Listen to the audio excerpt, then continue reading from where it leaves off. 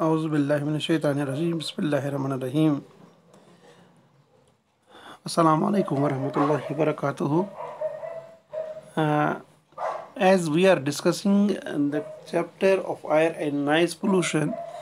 class 12th environmental science, और इस chapter में हमने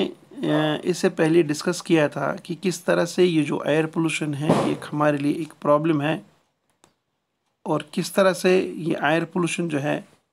हमारी पूरी इस कायनात के लिए, इस पूरी दुनिया के लिए इस वक्त एक बाइस बहस बन गई है. And this air pollution, it is a global problem for us, and we need the solutions, we need the techniques, we need an approach to control this air pollution. So similarly, I have come with this before you, the methods and the techniques that how we can control this air pollution.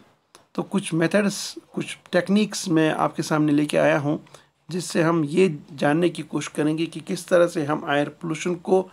जो है stop तो नहीं कर सकते, लेकिन control करने की जो है हम कोशिश कर सकते हैं. तो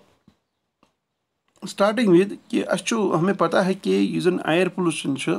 कि ये एयर पोल्यूशन साइन खतर प्रॉब्लम और कि मेथड्स अगर से वो स्क्रीन पे में कि मेथड्स तह ब्रोकन डिस्कस करमित. Dilution, control at source, afforestation, zoning, desulfurization, legislation, and fuel selection. These are some of the methods, these are some of the techniques that we can use to control the air pollution. तो जैसा कि पहला method हमारे सामने जो है वो है डाइल्यूशन का. जो डाइल्यूशन है क्या, what is this dilution and how this dilution is able to control the air pollution? जैसा कि हम जानते हैं कि that the sources of the air pollution are many, and in this we discuss almost, first of all we often say to our kids, to our youth, to our students that the industries are the biggest source of the air pollution. जो हमारी industries है, जो हमारी factories है, these are considered as the biggest source, as the largest source of the air pollution. And we all know that this modern century, this 21st century, it is the century of the industries, it is the century of the technology, and we rely our more of our life, it depends on these industries and the outcome of the and the products that are released, that are the finished things that we receive from these industries. And we know that these industries, they are the sources of the pollution, of the air pollution and the other pollutions as well, the water pollution and noise pollution. So how we can control this air pollution with the help of this technique dilution? And what do we mean by dilution here? As we all of us know that the industries that we generally see in our area, in our areas, rather in our these localities or in other places, they have a huge chimneys where from this air pollutant or this smoke comes out. जैसा कि हम जानते हैं कि जैसे हमारे घरों में हम जो है, हम जब अपना हमारे घरों में जो है एक वो पाइप जैसी होती है जिसको हम कश्मीरी में दही बुकर भी बोलते हैं, या तो दही बुकर तो वनान. गरस में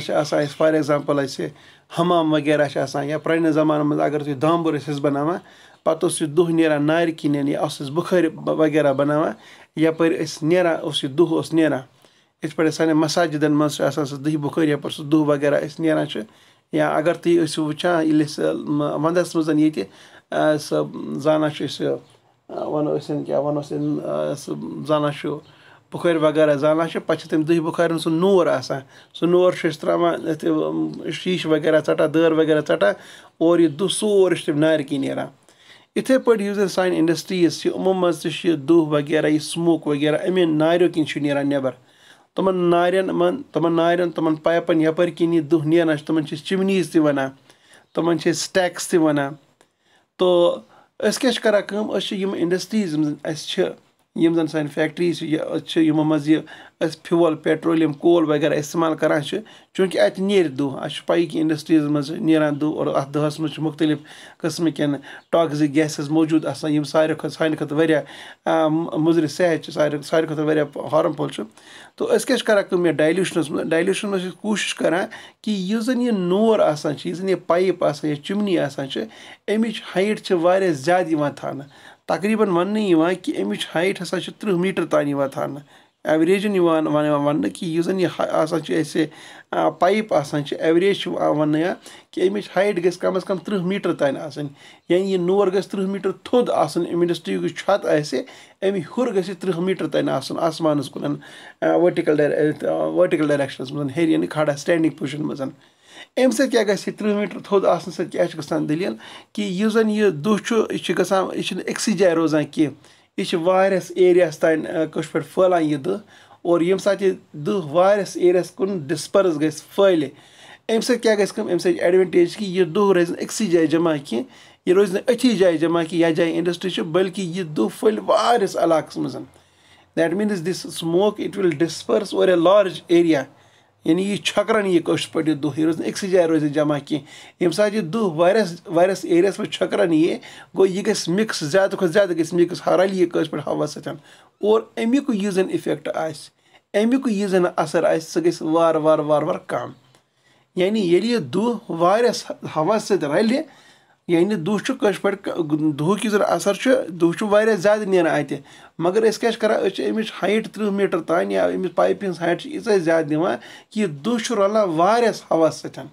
यानी हवा वारिया ज़्यादा दुह कम गो तम मतलब गो बह क्या कर बह सन यह दुह डायल्यूट करा बह सन यह अक्स जाए दिवान जमा गसन कि और नतीजतन क्या गसान अमुक यह जन इफेक्ट अमि दुह सह कम रोजान यानी यह मीनिस अत एरियास मे ज़्यादा असर असर अंदाज कर यानी अमुक यह हार्मफुल इफेक्ट्स मान खतर कम गसान तो कुन हदस तान बह हेकान यह दुह नेरान इंडस्ट्रीज में से धुआं जो तो निकल रहा है उसको तो मैं कंट्रोल नहीं कर सकता हाँ मगर उसके जो इफेक्ट्स है उसको मैं थोड़ा कंट्रोल कर सकता हूँ बजाय इसके कि दुह रोज एक जाए जमा यह गई एक जाए कंसनट्रेट यह रोज एक एरियास मज रोज जाए इंडस्ट्रीज अगर बह नार हाइट कश पे कम था यह दुह रोज अति जमा मगर ये बह नोर चिमनी वारिया जूट बना यह दुह फैल और योर यह गई वारियस हवा सत मिक्सन तो मोन यह जन एरियास मोन यह जन इंसान यह जन रोजान अमिस पे पे वारिया कम असर अमि एयर पोल्यूटन और इत पे हेको अस बचित अमि एयर पोल्यूशन के इफेक्ट इफेक्ट पे इफेक्ट तो पड़ेगा ही क्यों नहीं पड़ेगा मगर उतना भी नहीं पड़ेगा we will be least affected by this air pollution with the help of the process that we are using that is a dilution इथे पे अगर ब्या वो ब्या method broken for example once discuss करा डायल्यूशन पद फॉर एग्जाम्पल इस तरह से हमारे पास एक और मेथड है जिसको हम नाम देते कंट्रोल एट सोर्स चूँकि हमें पता है कि there are different sources of pollution जैसे इंडस्ट्रीज़ है एग्रीकल्चर हमारे लिए है व्हीकल्स है बर्निंग ऑफ फॉसिल फ्यूल्स है सान खतर कह सोर्स ऑफ पोल्यूशन यम डिस्कस तक यम सात वुचान अगर बह यह सोर्स ठीक गसान यथ जाए यह पोल्यूशन नेरान यथ जाए एयर पोल्यूटन गसान इमिट आउट गसान बह क्या कर सी ठीक यानी बह क्या कर सोर्स ठीक आज अंग्रेजी पर मुहावर one nip the evil in the bud बुराई को जड़ से काटो अगर मैं सोर्स को ही कंट्रोल करूँगा तो पोल्यूशन तो निकलेगा ही नहीं इसमें क्या क्या हम करते हैं इसमें रॉ मटेरियल को हम सब्स्टिट्यूट करते हैं फॉर एग्जांपल अगर मैं यह बासान कि कह चीज़ का फ्यूल कर मान खतर ज़्यादा पोल्यूशन बह हेकन फ्यूल अजा बदल मे फॉर एग्जाम्पल पेट्रोल बसान यह पेट्रोलस मज कह चीज़ ऐड गोमुत या पेट्रोल मान खतर मुजर सत यह ज़्यादा पोल्यूशन कर पेट्रोल बजाय हेक बह कह फ्यूल यूज़ कर इंडस्ट्री मज या अत मशीन मज या इत पे थे मे बसित कि मे पन इक्विपमेंट यानी मे इंडस्ट्री या गाड़ी अत मज पार्ट मे खराब गोमुत और यह ज़्यादा खुद ज़्यादा हवास कर पोल्यूट यह पार्ट हेकन बह ठीक कर हेकन बदल इथे पे हेकर बह क्या कर यम प्रोसेस या यम जन मशीनज बह इस्तेमाल करान मे बास मशीन आउटडेटेड फॉर एग्जाम्पल तह पता यम गाड़ी वगैरह पुराने बस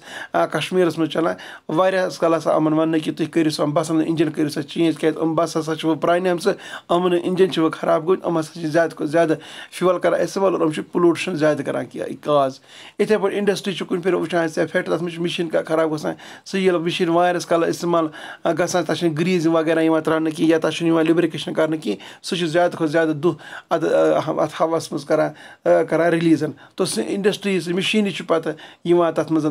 तब्दील कर तथ ब्याकार तथ पार्ट लगान तो यम सात कंट्रोल एट सोर्स वुचान अत सोर्स कंट्रोल कर अत फॉर एग्जाम्पल फ्यूल करो चेंज या कर इंडस्ट्री मशीन का पार्ट अमुक कर चेंज व्हीकल गाड़ी अमुक का पार्ट कर चेंज तो डाइल्यूशन या ये कंट्रोल एट सोर्स हम मेथड्स फिलहाल यम सको यह एयर पोल्यूशन कंट्रोल कर और इंशाअल्लाह रहमान कि मेथड्स करो बे इन वालिस क्लास में डिस्कस। अस्सलामु अलैकुम वरहमतुल्लाह।